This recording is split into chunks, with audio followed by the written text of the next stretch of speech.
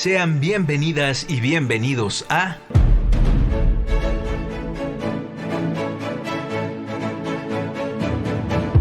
Resonancias íntimas del teatro. Resonancias íntimas del teatro.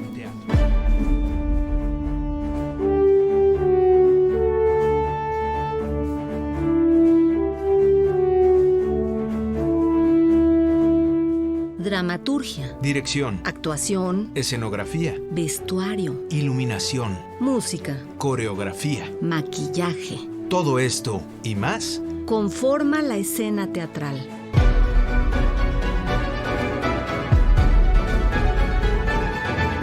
Se levanta el telón.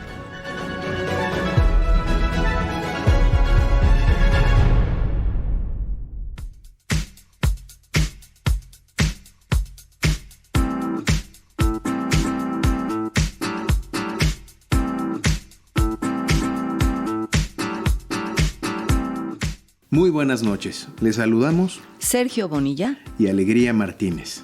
Hoy le damos la bienvenida a Lidia Margules, directora de escena, diseñadora de iluminación, docente y gestora, que cuenta con posgrado en políticas culturales y gestión cultural por la Universidad Autónoma Metropolitana y es licenciada en educación artística por la Universidad Veracruzana. Al terminar su proceso formativo como actriz, realizó una estancia de 4 años en París, Francia, donde continuó sus estudios profesionales en diversas instituciones e inició su trabajo como directora teatral. Desde entonces y hasta el día de hoy ha dirigido más de 40 piezas teatrales, tanto de autores actuales como de su propia autoría. Su trabajo como directora se centra en el desarrollo de un teatro conceptual y contemporáneo. Ha realizado su labor en la docencia, tanto de actuación como de puesta en escena y diseño de iluminación en diversas instituciones académicas de formación profesional a nivel licenciatura y posgrado. El núcleo del trabajo de Lidia Margules como gestora cultural es la gestión de las artes escénicas. Estuvo a cargo de la Subdirección de Artes Escénicas de la Universidad Autónoma Metropolitana. Fue subcoordinadora nacional de teatro del IMBAL y actualmente es directora de la Escuela Nacional de Arte Teatral de dicha institución. En ese sentido, desarrolla 2 líneas de trabajo esencialmente. Por un lado, la generación y promoción de proyectos de experimentación e investigación de los lenguajes contemporáneos y por otro, la apertura de espacios y apoyos para creadoras escénicas. Es diseñadora de iluminación teatral de más de 40 montajes en diversos teatros y foros, tanto de la Ciudad de México como del interior de la República y Europa. También ha realizado iluminación para música, ópera y danza. Gracias por estar esta noche en nuestro programa, Lidia. Muchas gracias por la invitación. Estoy muy contenta de estar aquí. Nosotros también. El gusto es nuestro. Gracias. Sí. Bienvenida. Lidia, como hija de Lidia Rodríguez Hahn, una eminente científica que realizó importantes contribuciones químicas en las áreas de los esteroides, la síntesis orgánica y metodologías sintéticas, pionera en relevantes investigaciones sobre la fotoquímica en el campo de los productos naturales y también de nuestro querido maestro Ludwig Margules, director y pedagogo imprescindible del teatro mexicano, autor de un teatro riguroso, complejo, transgresor, poseedor de lenguajes artísticos cada vez más depurados, que dirigió más de 40 puestas en escena, trabajó en cine, radio y televisión. ¿Qué te gustaría compartir sobre el entorno en el que creciste y sobre lo que te impulsó también a decidirte para estudiar una carrera artística?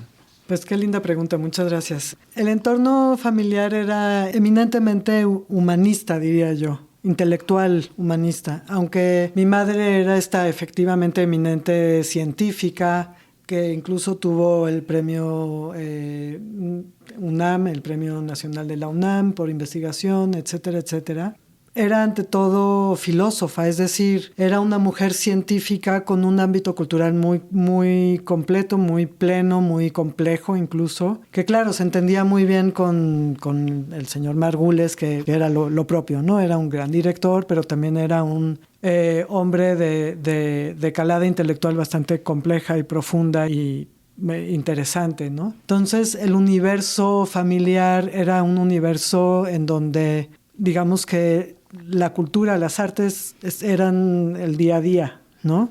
mucho más que el universo científico que mi madre siempre dejaba en su ámbito de trabajo en la UNAM, ¿no? Era un poco así. Y en esa cotidianidad estaba muy presente el teatro. A pesar de que mi padre no me permitió ver ninguna de sus obras hasta que cumplí 15 años, y por mi insistencia ante todo, sí vi mucho teatro de niña, vi las cosas muy relevantes de todos, ¿no? De Luis de Tavira, de Mendoza. Gurrola no, porque Gurrola era imposible para los niños, entonces todo tenía un límite, ¿no? Pero claro, o sea, vi teatro desde muy niña, ¿no? Y cosas como muy específicas que detonaron todos estos universos. Por ejemplo, de Tavira, la primera cosa que recuerdo es Los títeres de Cachiporra. Ándale. No sé en qué año habrá sido, 70 y muchos, ¿no? 78. Ya ni lo pone en su currículum. Ya ni lo pues cuál, ¿no? Sí. Los títeres de Cachiporra de Lorca, en donde estaba toda la banda, quien guste ni manden, Julieta Segurrolas y todo, Rosa María Bianchis y todo el mundo. Pero el que más recuerdo de niña era Ramón Barragán, que hacía el malo de la película, o sea, de la obra de Don Cristovita. Y al final, en esa época Tavira trabajaba mucho con máscaras. Uh-huh. Y todos traían máscara. Uh-huh. Y había como toda una cosa de artificio y demás. Y él, Don Cristovita, tenía una panza muy grande. Y esta panza enorme estaba llena de aserrín. Entonces, al final de la obra, le abrían la panza y sacaban el aserrín. Entonces, para mí de niña eso fue absolutamente... O sea, es una imagen que sigo recordando, ¿no? Pero es decir, como alusión a las vísceras, me imagino. Claro, sí, los serríneras le estaban sacando la panza. Lo despanzurraron de manera estricta. Pero estaba muy bien llevado, por supuesto que no daba miedo, ni mucho menos. Nos encantaba que le hicieran eso, ¿no? Uh-huh. Porque era el malo de la película. Claro. Entonces vi esa, de Tavira también vi esta persona Sichuan, uh-huh, con Rosa María haciendo Shenté y esta máscara tan taviresca de tela con los ojos, ¿no? Muy, muy fuerte, esas imágenes que se quedaron ahí, ¿no? Y eso estaba muy presente. Y mi madre, como persona filósofa y humanista, intelectual, se encargaba de llevarnos a todos los conciertos de la UFUNAM, a todos los museos, ¿no? A todas esas otras cosas que mi padre nunca tenía tiempo. Entonces, pues era un entorno eminentemente cultural y pues imposible escaparse de eso, ¿no?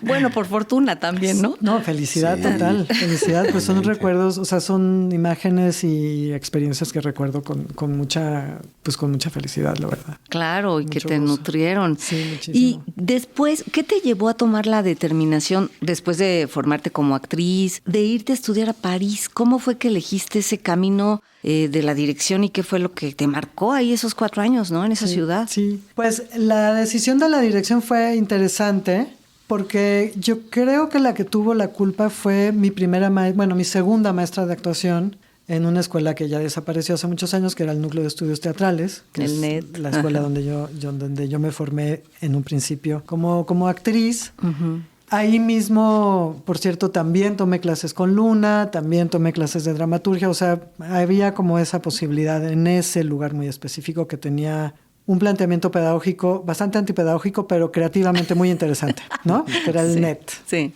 Y mi primera maestra ahí fue Soledad Ruiz. Ándale. Y ella fue, yo creo que la culpable de que no pudiera yo escaparme del universo de la dirección, porque ella me lo dijo. Entramos...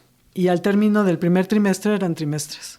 Nos dijo, lo siento muchísimo, me están ofreciendo la dirección de una telenovela, no me puedo negar, adiós. Pero antes de irse, nos dijo a cada uno un poco su visión de nuestro devenir en el teatro. Como una especie de regalo, porque era una mujer muy generosa y fue como una especie de dádiva, ¿no? Desde su ser. De apoyo. De absoluta chamana tremenda. Y a mí me dijo... Basándose en los atributos que ella veía. Que ella había visto en esos 3 meses, ¿no? Me dijo, yo creo que puedes... O sea, que si decides ser actriz, serás una actriz muy interesante, pero tienes una visión de directora, ¿no? O sea, me lo dijo así al chile. Me dijo, tú... Hizo una metáfora un poco. Bueno, si el teatro es una alberca, tú estás alrededor de la alberca siempre, ves la totalidad de la alberca antes que meterte a la alberca, ¿no? Y eso para ella era como un gran atributo de directora. Como más analítica te veía. Como más analítica y más como la visión global. total, ¿no? Del universo escénico, ¿no? Y a mí la verdad es que ni siquiera se me había ocurrido porque, claro, la relación con el padre siempre fue compleja, por el personaje que fue, y yo más bien trataba de evitar encontrarme con eso, ¿no? Claro. Sí. Entonces, ni siquiera se me había ocurrido. Yo había decidido ser actriz y tan se acabó.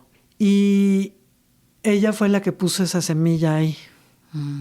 Tardé varios años después de eso en decidirme, ¿no? Pero estaba ahí dando vueltas y vueltas y vueltas. Porque no era cualquiera también la que te había dicho eso. Sí, no, además era una luego... responsabilidad, ¿no? Todo el tema en todos los sentidos. Entonces sí me costó llegar a cierta madurez antes de tomar esa decisión. Pero claro, en el camino, pues claro, sí terminé el NET, pero al mismo tiempo que hice el NET, al mismo tiempo estuve como asistente de Ángeles Castro en una obra, asistente de dirección. O sea, fue algo que sucedió de manera muy simultánea.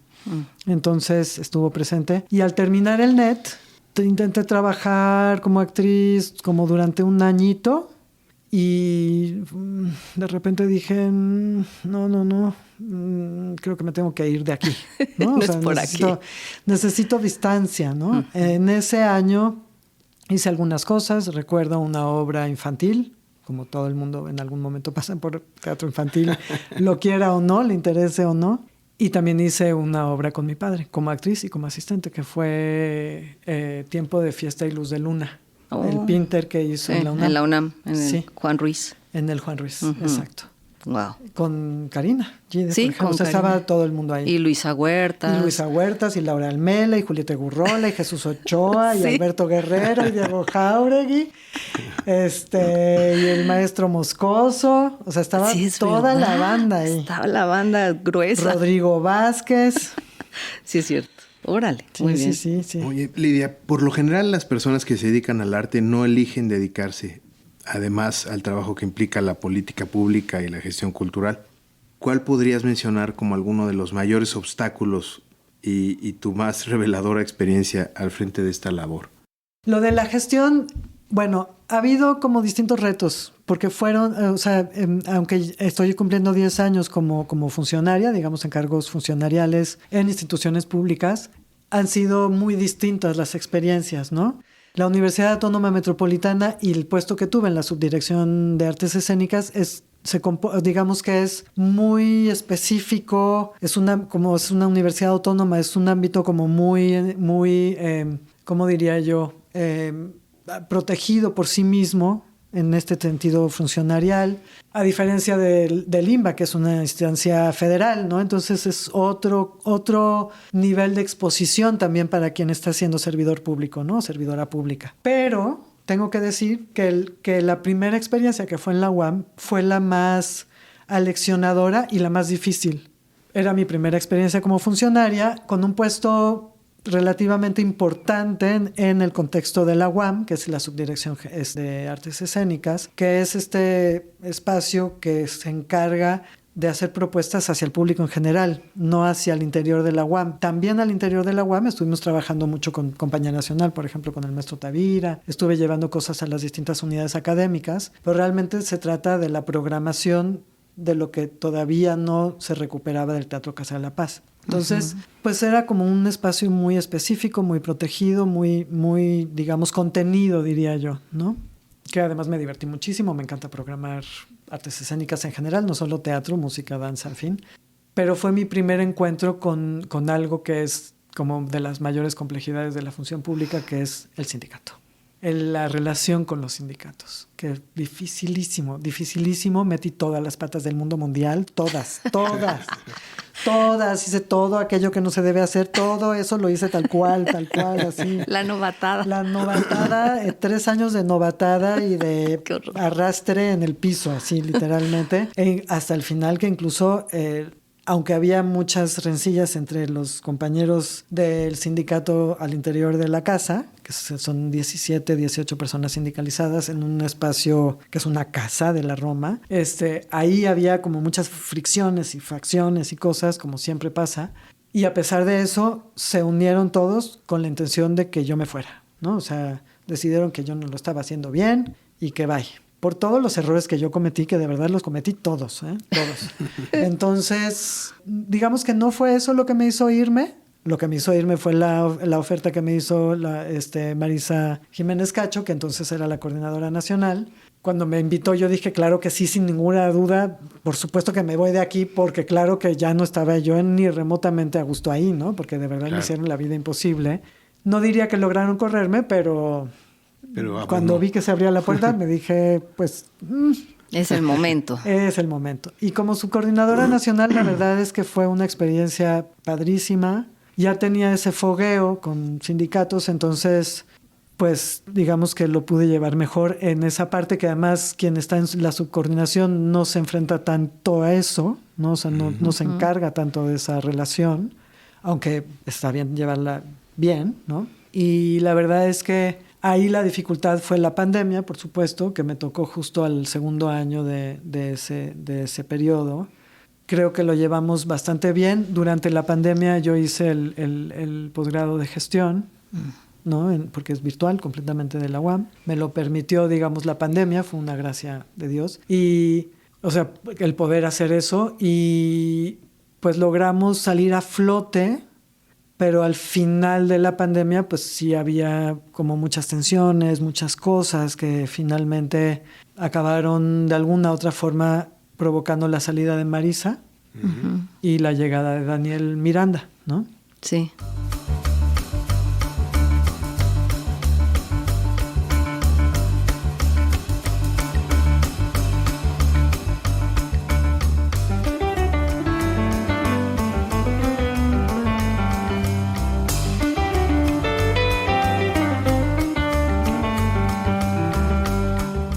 Le recordamos a nuestra audiencia que más adelante tendremos cortesías para que vayan al teatro. Continúen con nosotros. Y vamos a preguntarle a Lidia ahora, que es directora, docente, diseñadora de iluminación y directora de la ENAD, un poco sobre su formación y el desarrollo profesional en el diseño de iluminación y sobre los retos que esto implica, ¿no? Está un poco... Sí. Son muchas preguntas en una, pero elige algo. Con gusto. Sí. En el camino de mi formación en teatro y de todas las cosas que yo había visto del universo teatral, en un punto dado decidí tomar un curso con Alejandro Luna. Ándale. En el propio NET, en el mismo lugar donde estudié actuación. Qué suave. Y... estuve, pues, los cursos que daba el maestro, que eran cursos modulares de 3 meses, bla. Y al mismo tiempo, algo que no he dicho es que en mi pasado remoto fui bailarina. Antes del universo teatral estuve metida en la danza. Esto lo digo porque eso siempre ha estado presente de alguna manera u otra. Y una de las cosas que más, de alguna manera, me impactaron de ese taller con Luna fue la parte de iluminación, porque era un taller de escenografía e iluminación. Y la iluminación, de alguna manera, siempre había estado presente. Antes, insisto, de cuando estaba en el universo de la danza, fui encargada técnica de una compañía que entonces existía, que se llamaba Teatro del Cuerpo. Con Teatro del Cuerpo nos fuimos a Brasil. Ahí me encargué yo de montar las luces que había diseñado Andrea Di Castro. En fin, ¿no? Un pasado remoto que de alguna manera me ligaba con el universo de la iluminación. Entonces, tomar clases con Luna trajo todo eso de regreso y en un momento dado del trayecto decidí como especializarme un poco más en ese ámbito del diseño de iluminación.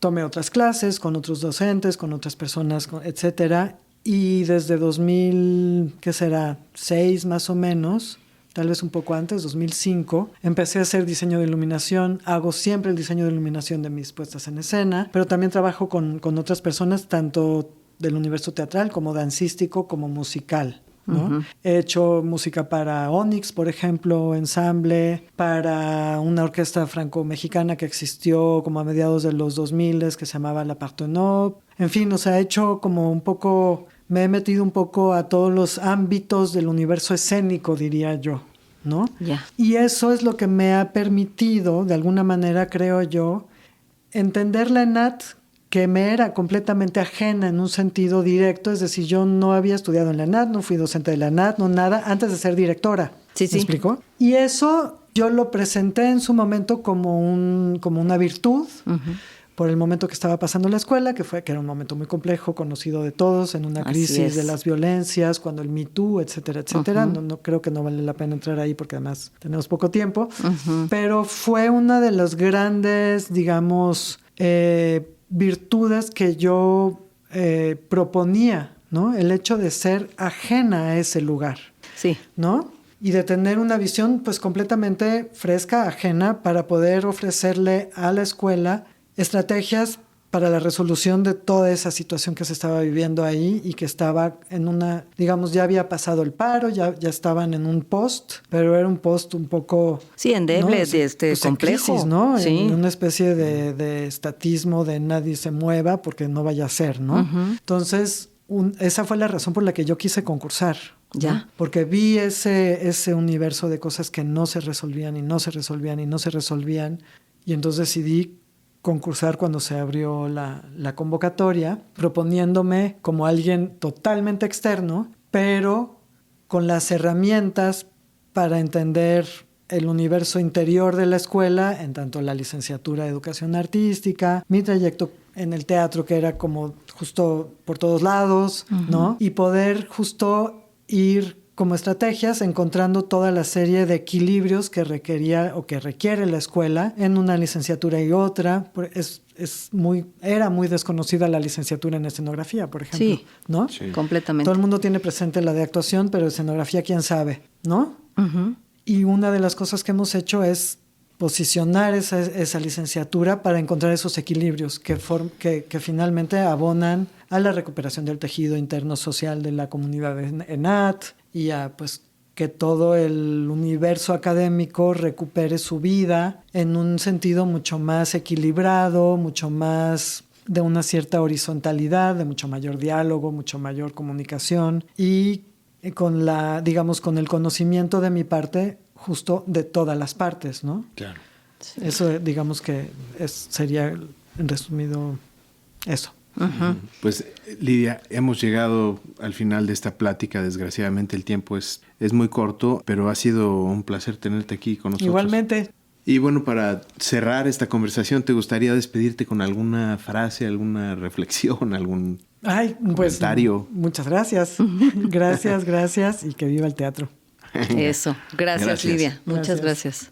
¿Nos acompañas a nuestra sección de recomendaciones? Sí, cómo no. Con mucho gusto.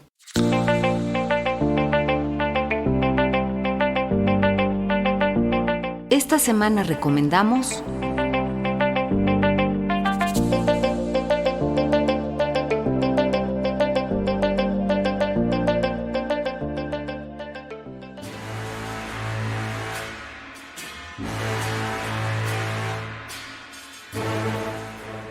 hoy le sugerimos ver La hija del aire, una obra precisamente de personas egresadas de la ENAT que regresa al Foro Antonio López Mancera del Centro Nacional de las Artes luego de su estreno y de participar en la 24 edición del Festival Iberoamericano del Siglo de Oro de la Comunidad de Madrid, Clásicos en Alcalá, España. Este montaje es parte de un proceso creativo de desglose versal y trabajo corporal coral, en el que la protagonista es el reflejo de la humanidad ante la ferocidad de la ascensión al poder y la oportunidad que va construyendo el libre albedrío en nuestro paso por la vida. Esta obra de Calderón de la Barca, con dirección y adaptación y musicalización de Óscar Ulises Cancino, se presenta del 12 al 22 de febrero, excepto el viernes 13, de jueves a sábados a las 19 horas y los domingos a las 18 horas.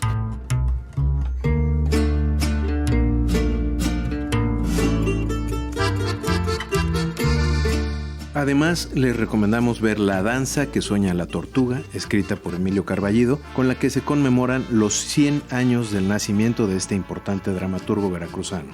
obra que dirige Noemí Espinosa, también docente de la ENAD, y que invita a un viaje por el tiempo, las costumbres y normas sociales del México de los 50 en Córdoba, Veracruz. Se trata de un montaje realizado con respeto al texto del autor y sentido común, que hace reír, reflexionar y tomar conciencia de las transformaciones que ha habido en nuestro modo de convivir y relacionarnos. La danza que sueña la tortuga se presenta los jueves y viernes a las 20 horas, sábados a las 19 y domingos a las 18 horas hasta el 15 de marzo en el Teatro Orientación Luisa Josefina Hernández, ubicado en el Centro Cultural del Bosque, que está en Reforma y Campo Marte, Polanco. Sonia Cobo, Carmen Mastache, Omar B. Betancourt, Jorge Zárate, Cris Ramos, Erika de la Llave, Berenice Riosé y Yadira Pérez conforman el elenco de esta puesta en escena que reproduce la tienda y la casa de dos hermanas solteras, donde tendrá lugar una gran ilusión y una equivocación que, después de muchos tropiezos, entre imposiciones machistas y un romanticismo creciente, encontrarán una salida. Tenemos 5 cortesías dobles para el viernes 13 de febrero a las 20 horas. Para obtenerlas, llamen al 55 41 55 10 60, 55 41 55 10 60, o manden mensaje al número de WhatsApp 55 12 33 29 15. Les pedimos por favor tomar en cuenta a quienes escuchen la retransmisión del día miércoles que es posible que ya se hayan otorgado las cortesías ofrecidas durante nuestro programa del martes. Muchas gracias.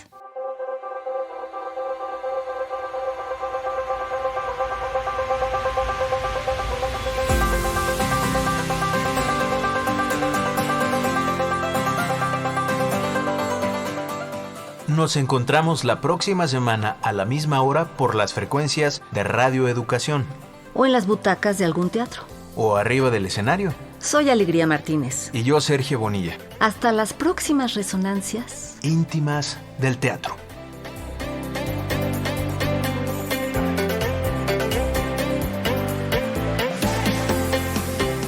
Participamos en el equipo de producción: Servicio Social, Yael López. Ingeniero Alejandro Ramírez.